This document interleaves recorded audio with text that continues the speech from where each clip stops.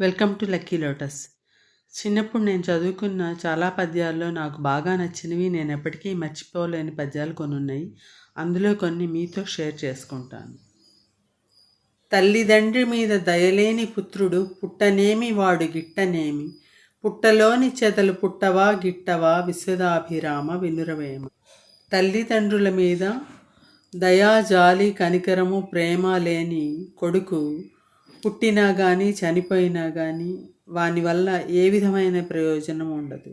ఏ విధంగా అంటే పుట్టలో చెదలు పుడుతూ ఉంటాయి, అందులోనే చనిపోతూ ఉంటాయి. అలాగే ఆ చెదల వల్ల భూమికి కానీ మిగతా మనుషులకు కానీ ఏ విధమైన ప్రయోజనం ఉండదు. అదేవిధంగా తల్లిదండ్రుల మీద దయలేని పుత్రుడు కూడా ఆయన జన్మ కూడా అలా విధంగానే వ్యర్థమైంది అని దీనికి అర్థం.